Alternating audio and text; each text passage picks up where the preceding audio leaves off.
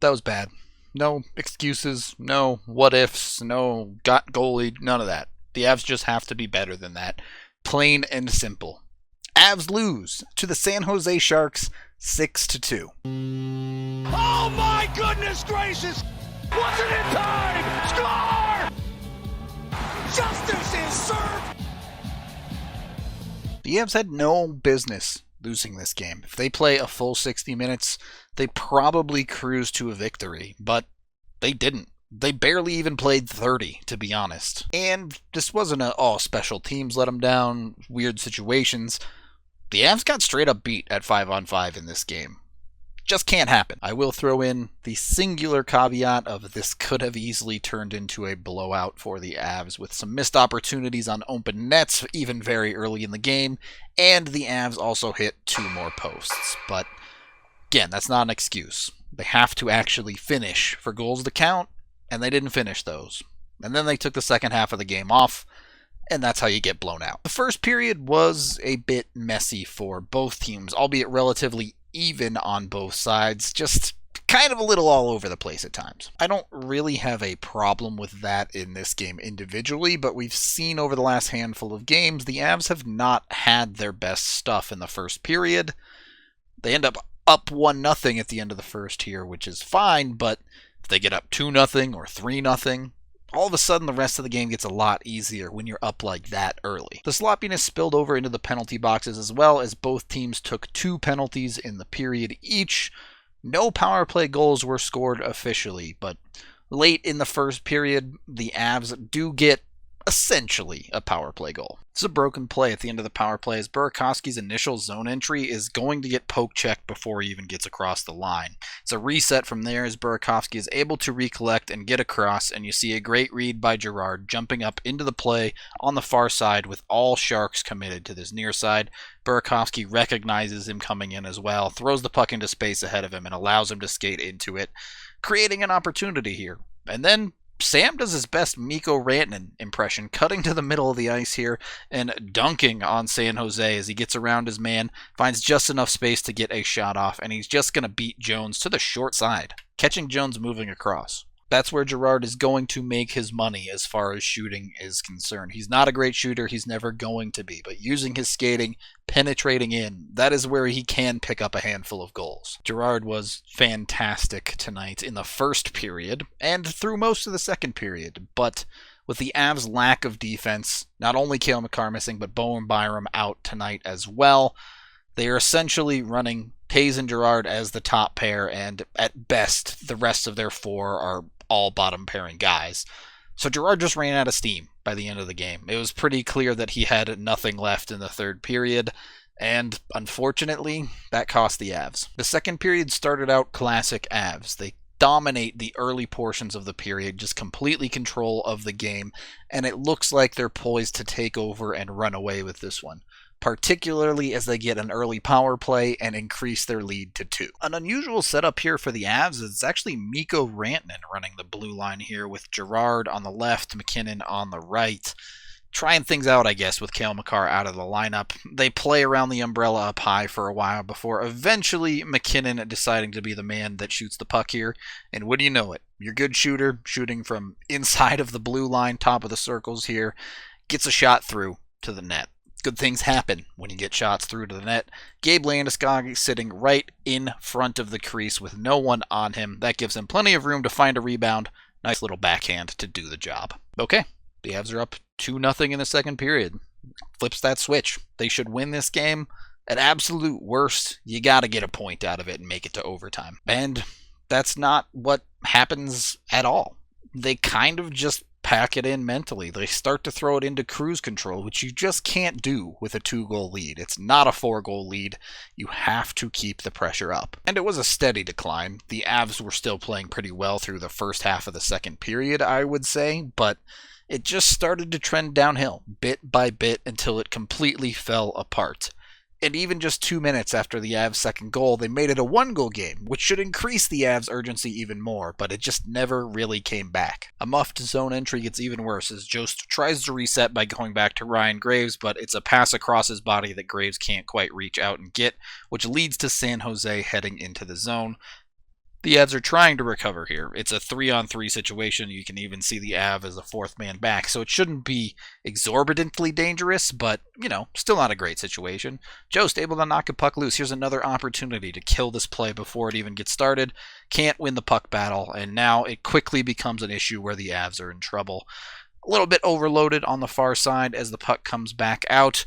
You have to see the Avs just struggling to keep up at this point. They're just getting pulled all over the ice, and all of a sudden there's a ton of open space right down the slot.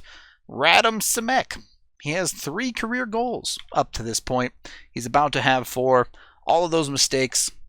Grubauer played well tonight up to this point. And then he lets in a leaky one right through the 5-hole. Gotta close that one down. Those are the type of goals that should be sounding off alarm bells for the Avs. Some plays, a great player makes a great play. They beat you, you tip your cap. That was a series of mistakes compounded on top of each other. 2, 3, 4, 5 if you want to count Grubauer's soft save to lead to a goal.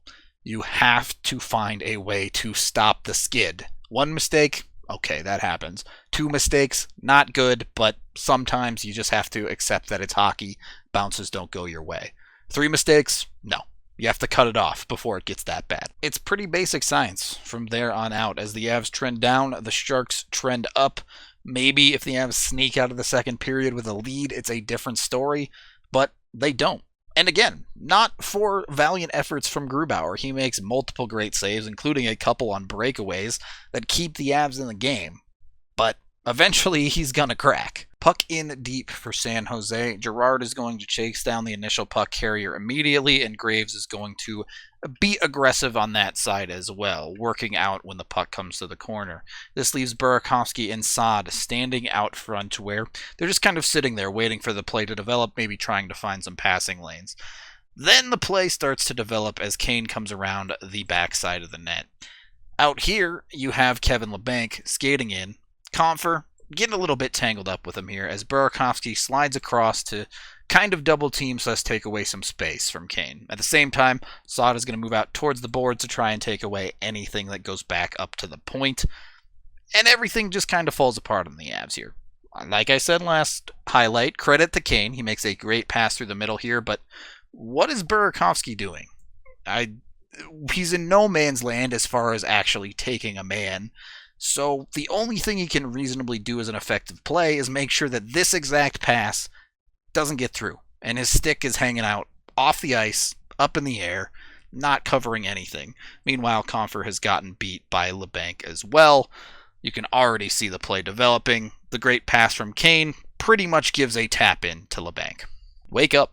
The Avs forwards have to be better than that on the defensive end, especially on a night where you don't have Cale Makar or Bowen Byram, who has been surprisingly effective defensively for the Avs. Be engaged in the hockey game. If it's a miscommunication issue, then talk. It's very simple. Every single player in the history of the game of hockey has had a mouth. Use it. So that's bad, right? Not the end of the world bad, though. 2-2 after the second period. You feel like the Avs let it get away from them a little bit, but it's still absolutely a hockey game. The unacceptable part is really the third period. Right from the jump, the Avs just have no legs, and the Sharks are taking it to them. In a game that's tied. Again, this is not a game where the Avs are leading and can cruise to a victory. It's one where they needed to show up and get the job done in the third period, and they simply did not. A very popular phrase that gets thrown around a lot in hockey: you make your own luck. It's exactly what the Avs did on this third goal for San Jose. Not a ton to this play. A breakout pass that comes up the wall gets the Sharks into the zone. Sam Girard, maybe a play that works for him if he hadn't already played 22 minutes in this game, tries to be aggressive and break this up, but instead it's a tap into the zone, and he's left behind. This leaves Nazem Kadri and Ryan Graves to defend. Graves takes the puck carrier. I think he does a fine job here. Maybe could have forced him a little bit more to the outside, but creates a shot that is absolutely savable by Grubauer, and Grubauer does exactly that. The rebounder's not good. It shoots right out to the slot, but Kadri's there to collect it, right? Oh, wait, Nazem, what are you doing? Oh, God. So, technically, the Avs did score the game-winning goal in this game. If you're being an optimist, the game's still far from over. The Avs can still get the next one and get right back into this thing, but the pushback just never came from the Avs. They kind of just spiraled out of control and blew up in the third period. Being short on defensemen is no excuse. Not having a great game is no excuse. The work just wasn't there for the Avs in the third period. And that's why this win is simply unacceptable. Some nights you're not going to have it, but you have to be able to put in the effort on any night, regardless of how well or how poorly you're playing. The Avs just didn't. They just didn't. I don't know how else to put it. The dagger comes on the power play for the Sharks. This is really a nothing play. Maybe the Avs commit a little bit too deep. You can see their box is just barely outside of their own crease as the Sharks do end up working it back out up high. Avs tired on this PK here either, so no one even really gets out to challenge EK for this shot.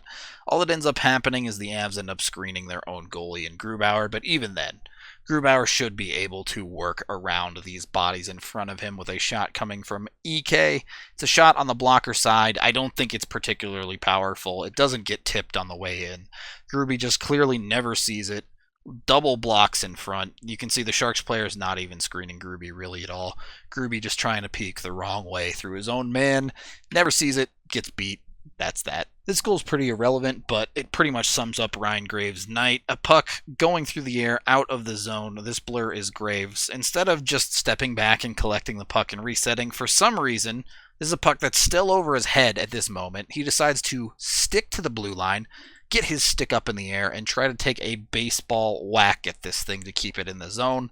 Just an ill-advised decision all the way around. Did I mention that going full speed this direction are the San Jose Sharks? He clearly misses, it bounces off the ice, and he's Ryan Graves. Not the best skater in the world. I think everybody knows that. So he's going to lose the foot race and essentially give up a clean breakaway back the other way. This time, Grubauer, not even close with a weak poke check. An empty netter at the end of the game would make it 6 straight unanswered goals. Just not good enough. Not a single person should be happy with that loss. Not you, not me, not anyone on the Avs, and I don't think anybody is. You want to see the Avs face some adversity? Now is the time. This is a stretch of games where they need to be picking up a lot of points. They should be beating most of the teams on their roster. A loss like this is the exact opposite direction of that.